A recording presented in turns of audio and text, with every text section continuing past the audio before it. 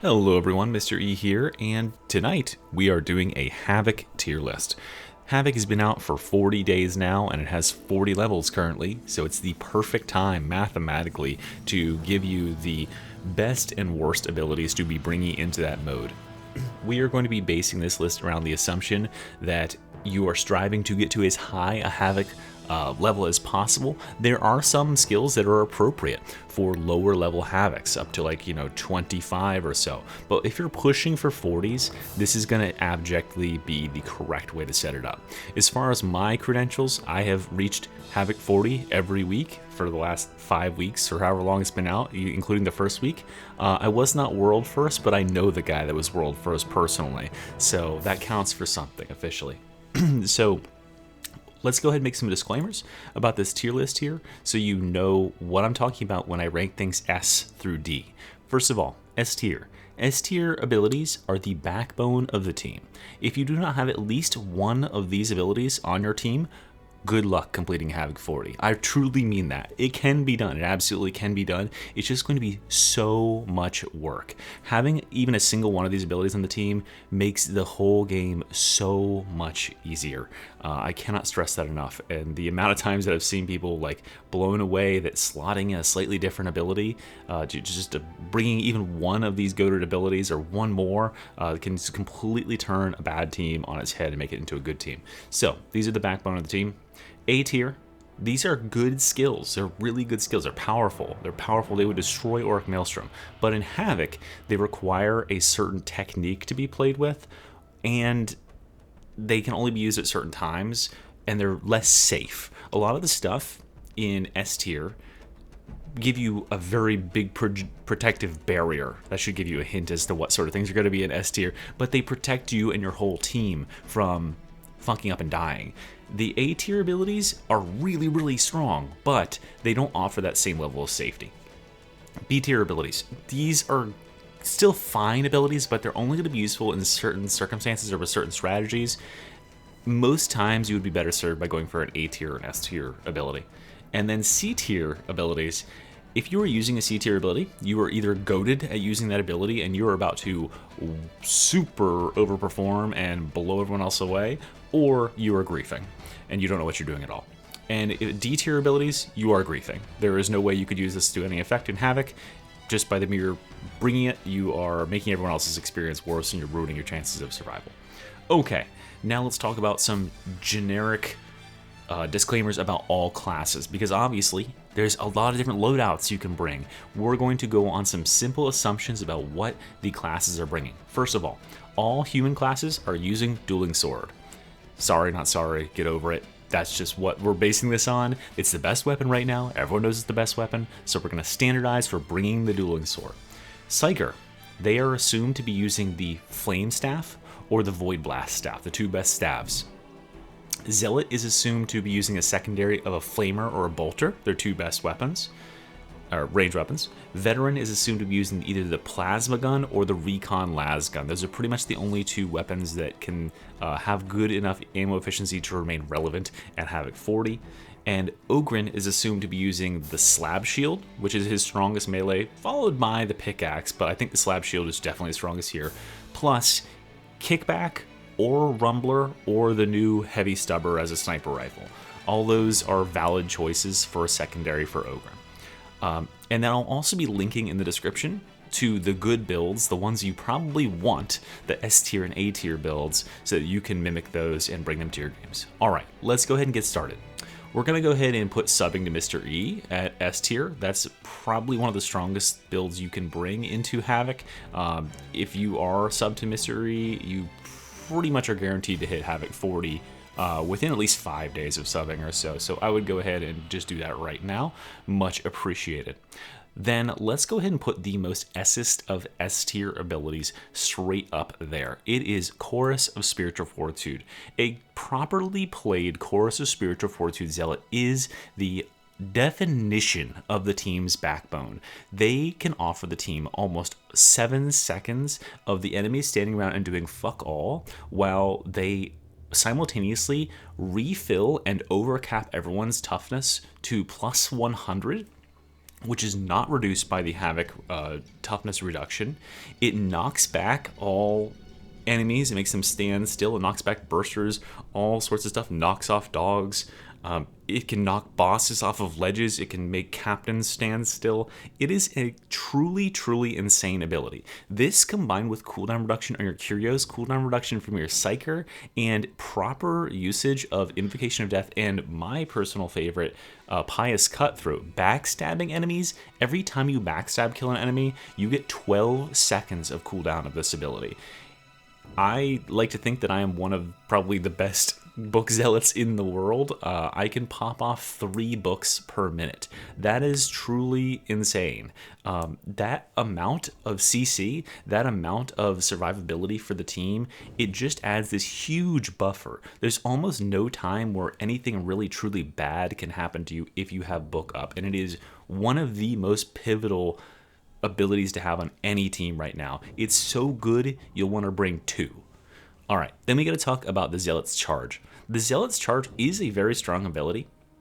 However, it is only A tier in Havoc because while it does buff your defenses, it gives you your toughness back, and it dodges all range attacks and puts you in melee range of scary enemies, it is also simultaneously a very dangerous proposition. You can get yourself in way over your head. Yes, you'll do more damage, but you can get yourself into a really bad situation and not have anything to pull yourself out. Because if you charge in on a Crusher and then 4 more Crushers come around the corner, or a Reaper locks onto your position and you don't have another charge, or you just get staggered out of sliding away, things can go very badly very quickly. So this is a very, very strong ability, but you have to be using it wisely. If you charge into a situation and you underestimate how many enemies are going to see you do that charge and engage on that pack of like 3 gunners or so, and you didn't see that side hallway where there's 3 Reapers in there, you're just going to get torn up. So use this one really wisely. Use it to engage on enemies that are already being engaged and CC'd upon by your other teammates, especially if you've got a core Zealot leading the way. Then we've got Shroudfield. This is exactly what I was thinking of when I said that C tier description earlier. If you're using Shroudfield, you are either goated or you're griefing, right? You can make amazing plays with Shroudfield. You could literally just speedrun the whole map and ignore everything. You could just tell all of your allies to jump off a ledge at the beginning of the map and stealth the entire map, pick them up at the end, and do the end objective. You can do all that with Shroudfield, but you have to be absolutely goated in order to pull that sort of shit off. If you use Shroudfield and you're acting like it does when you're playing on like Auric Damnation or whatever, and like, you know, it doesn't even matter if I get hit a little bit between my stealths, you're gonna have a really bad time. I learned about that my very first time loading into a Havoc when I stealthed up on some enemies and I stabbed them in the back, and I had like a 3-second cooldown where I wasn't quite ready to go into stealth again, and a gunner locked onto me from across the room and instantly put me down. So it is really, really fragile. You need to be constantly sliding. You need to have absolute control over when you come out of stealth and when you can re-engage into stealth and what targets you're picking when, because if the wrong set of enemies sees you get a pick, sees you backstab an enemy, and you can't go back into stealth immediately, your game is over. And the way that stealth is built, there's very few builds that get the benefit of having until death at death prevention too. So yeah, scary stuff playing stealth, but it can be really, really good. Ogryn Charge. So spoiler alert, but no Ogryn ability is going to make it to the S tier. Sorry, they just don't have enough to contribute to the team in the way the other S tier abilities do, but Ogryn Charge is as close as they get. Ogryn Charge Indomitable is such a powerful ability. And you know that if you played Auric Damnation or Auric Maelstrom, the fact it can run over any number of enemies and just put them down on the ground where they're writhing around is amazing. It is truly something to behold when it's used properly. However, it is very hard to use properly. It's not one of those skills that you're just like, I see some, there's 3 gunners over there, I'm gonna charge at them. If those gunners decide to wake the fuck up and see you while you're charging, they can lock their guns in and kill you before you even get there. Shotgunners are so cracked on Havoc 40 that they can see you. I mean, I had one the other day. I was running by at fucking 40 miles an hour, however fast the charge goes, and they shot me to death while I was moving perpendicular to them from a distance of like 20 yards. Like, they are locked in. So you need to be using this thing generally at close quarters when you're getting a bunch of maulers or crushers and bulwarks are coming at you. That's when it's most effective. You cannot be using this thing to cover open ground. It's really good for your closing distances like that, but only once you've decided that all these other targets are engaged to other people, and or you're protected from getting annihilated at range. If they change this ability, if they buff Ogryn, if they change this ability to give you immunity to range damage like Zealot's charge does, this will be an S tier ability. But for right now, it's too precarious. If you use it in the wrong situation, even one time, you're dead. All right, Ogryn Taunt, B tier. Ogryn Taunt is exactly what I was thinking of when I said B tier earlier. Ogryn Taunt is like, it can be good, right? It can pull enemies out of their position. It can force them to follow like an orderly sort of idea for how they're going to move and behave in a level, which allows your allies to, you know, have a sigh of relief and organize their own attack against these enemies.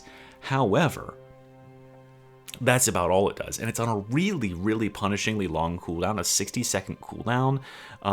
It's just really, really sucky that it's on such a long cooldown, and there's very few occasions where this is going to do something that you couldn't already do with the single blue Ogryn talent of just shoving enemies with your shield makes them attack you. You can taunt enemies for 8 seconds by just shoving them, and you can shove so many enemies. It's almost better to do it like that, because then you can shove and pull away specific enemies rather than just having every enemy in God's green earth come and attack you at the same time. Because sometimes your allies are planning on the enemies to do a certain thing, and you taunting everything in the world doesn't really work with that. It's a decent ability, but it has a super long cooldown, and it doesn't offer any like extra defenses or anything. It doesn't bring a huge amount to the table. Then we've got the Ogryn's Point Blank Barrage.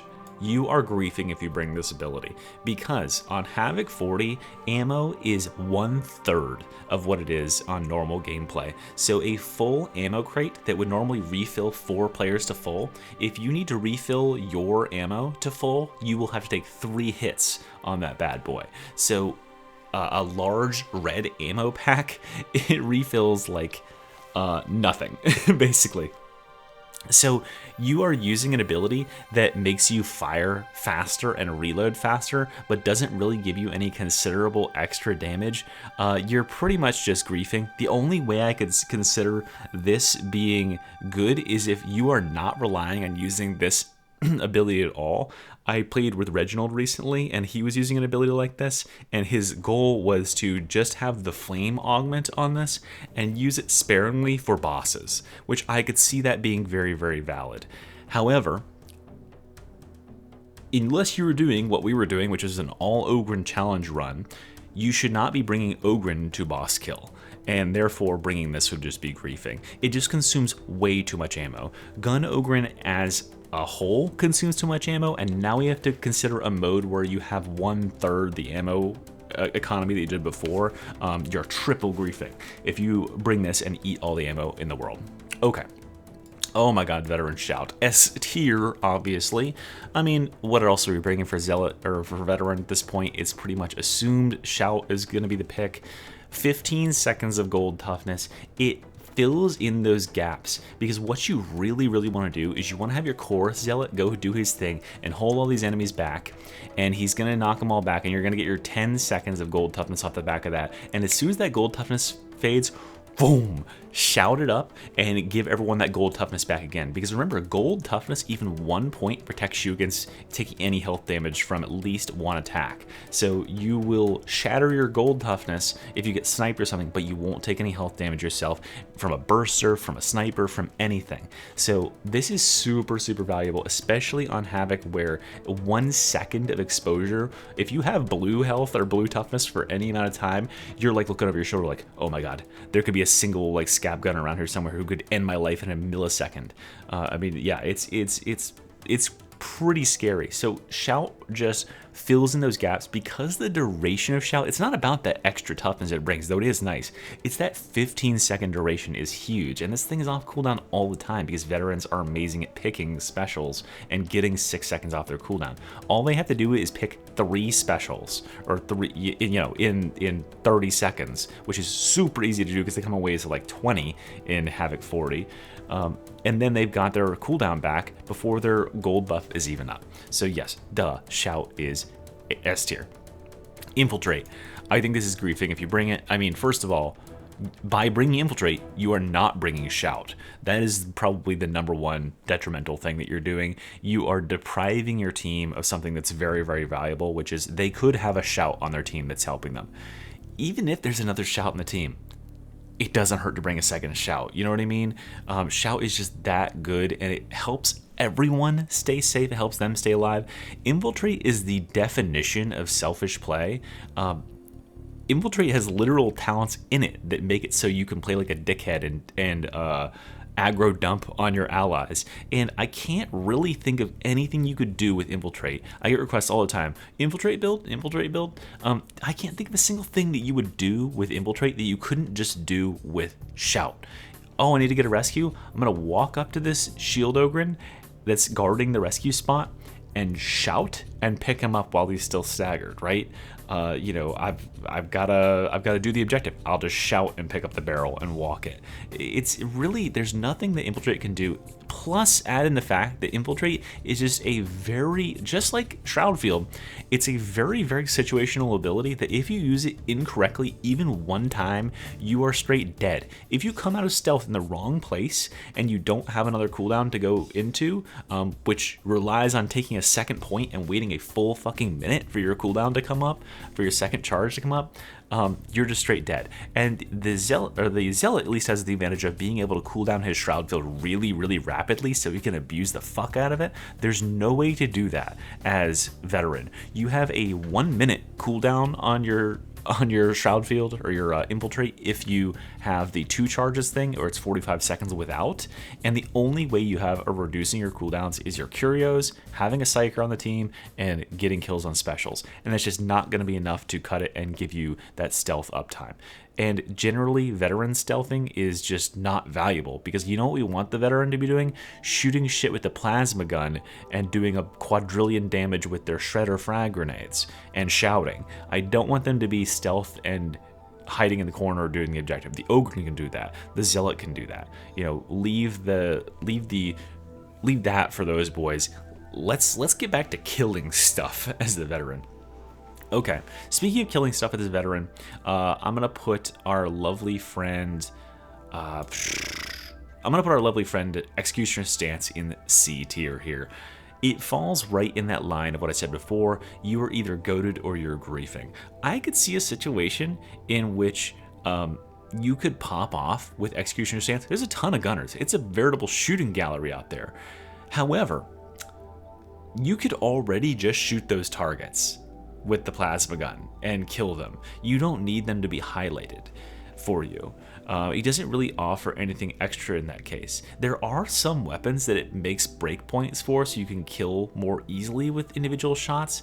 But remember, again, you are missing out on bringing Shout by bringing this. Sorry, that's just how it is.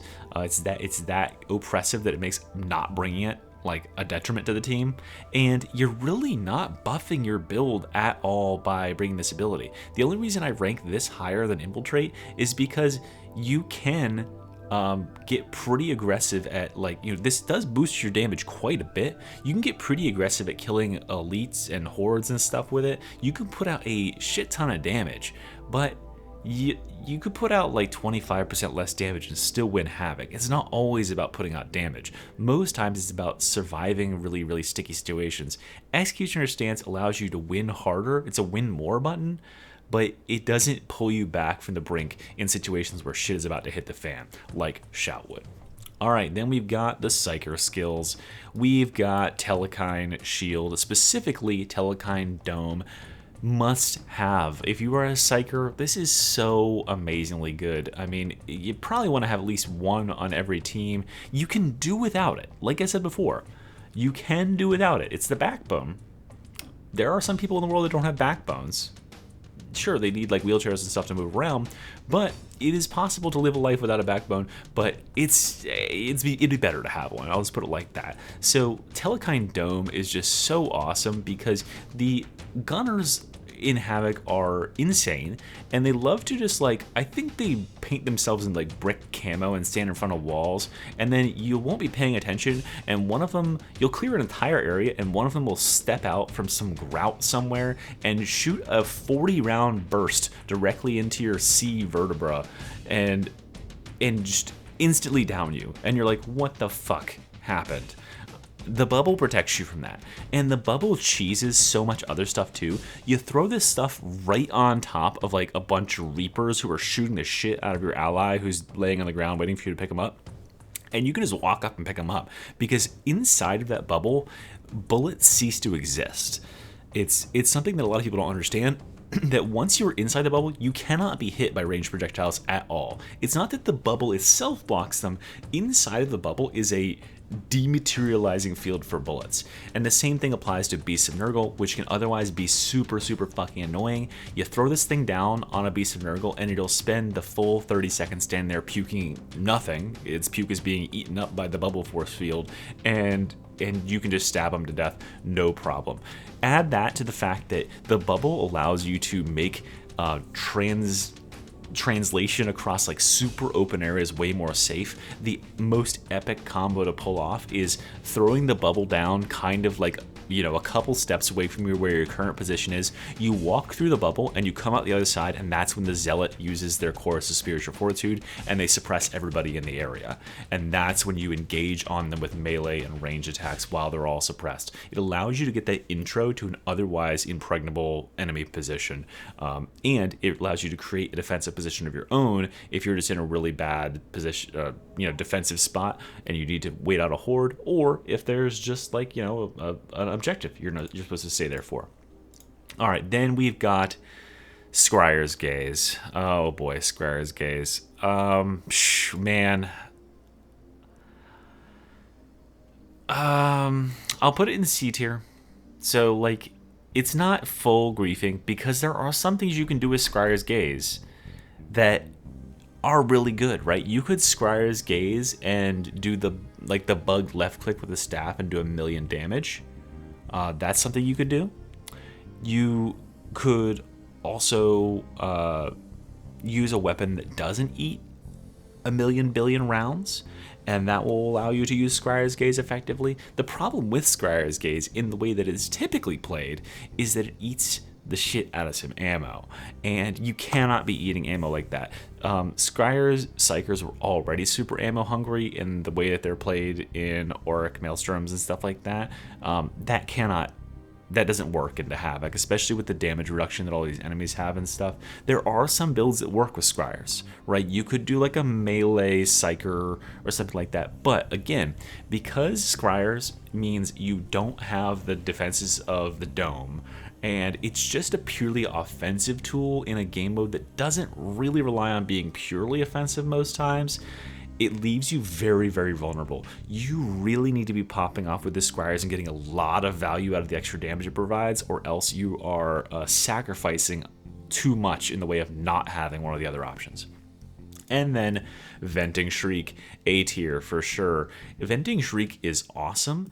Venting Shriek is one of those exceptional abilities where it is a damage-only ability pretty much. I mean, it's utility for venting your peril, and it does do a little bit of a knockback, but the amount of damage it does and the way it does that damage is super useful for Havoc because it distributes it over every enemy that you can see, which most times is like 100+ enemies, and it can go through walls, and it can go through floors and ceilings. It has a huge range. If you know what you're doing with this, you can just distribute a massive amount of burns. By the way, you're using the Creeping Flames augment on this in this situation. You can distribute an absolutely massive amount of damage, but you need to know what you're doing if you're not going to be bringing bubble, right?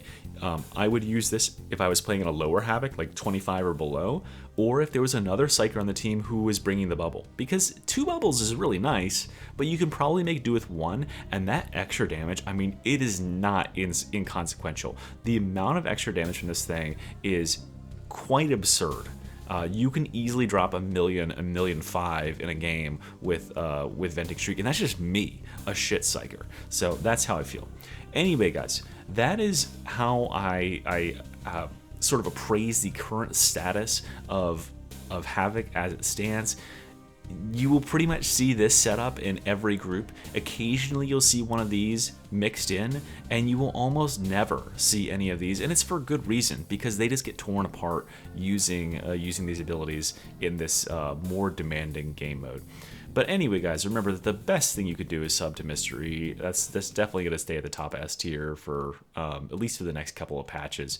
And I really appreciate y'all watching. I hope this helps. Make sure you check the description down below the video, where I will be linking not only my builds, but some other creators' builds that are really, really good that use some of these abilities to tackle the challenge that Havoc poses. All right, guys, until next time, Mystery out.